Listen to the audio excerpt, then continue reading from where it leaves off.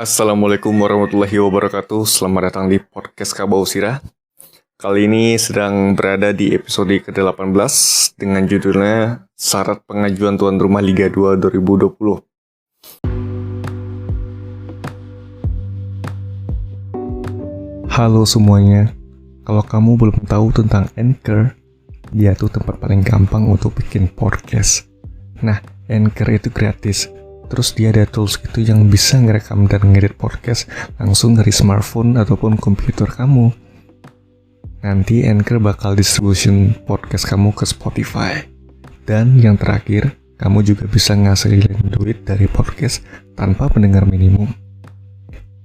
Semua yang kamu butuhin ada di Anchor. Download aplikasi Anchor secara gratis atau buka anchor.fm untuk memulai.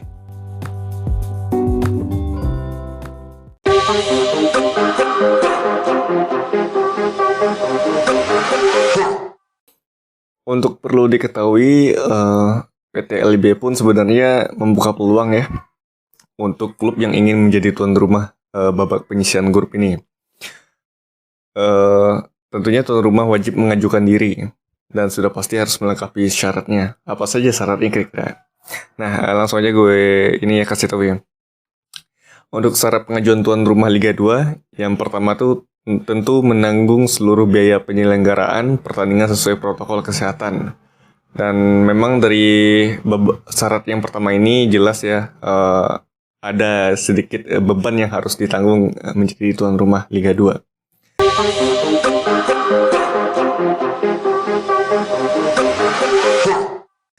Lanjut yang kedua, yaitu menanggung biaya transportasi lokal. Jadi memang kan setiap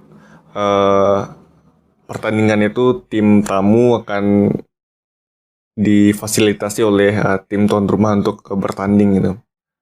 Apalagi transportasi, katakanlah contohnya transportasi dari hotel ke stadionnya, itu salah satu bentuknya gitu ya. Lalu yang ketiga, mempersiapkan minimal 3 lapangan dengan kondisi yang baik ya, serta representatif untuk aktivitas klub peserta dengan biaya ditanggung oleh klub masing-masing. Ya ini istilahnya gimana ya?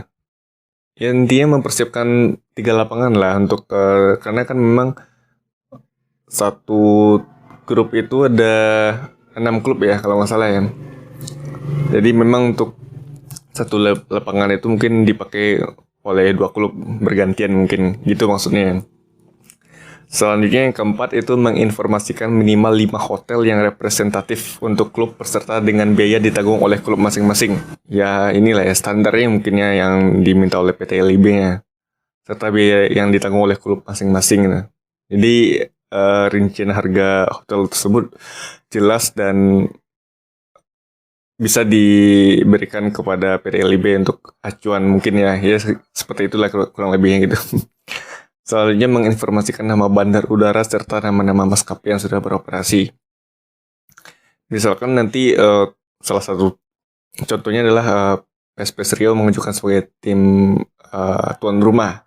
Nantinya diinformasikan kepada PT LIB mungkin ya bagaimana maskapai yang akan digunakan, mungkin peserta dari Medan misalkan PSMS Medan nih mau ke Pekanbaru apa maskapai yang ingin digunakan dan serta informasi bandara seperti kalau Pekanbaru itu Sultan Syarif Qasim II ya untuk nama bandar udaranya sendiri gitu. Intinya informasi penerbangannya harus jelas lah.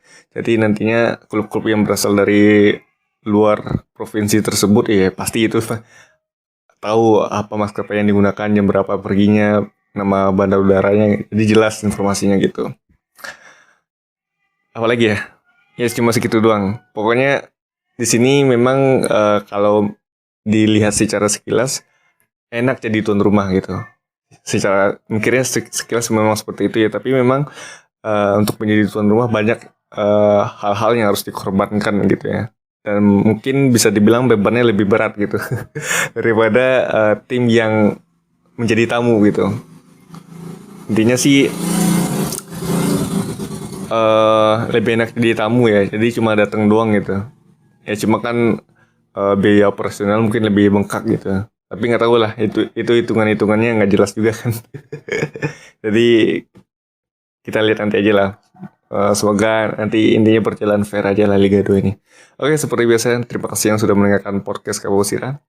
Mohon maaf jika ada kekurangan salah kata sebelumnya. Sampai jumpa di podcast selanjutnya, podcast Kabau-Sirah.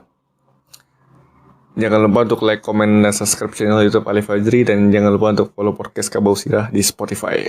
Sampai jumpa di episode selanjutnya. Assalamualaikum warahmatullahi wabarakatuh.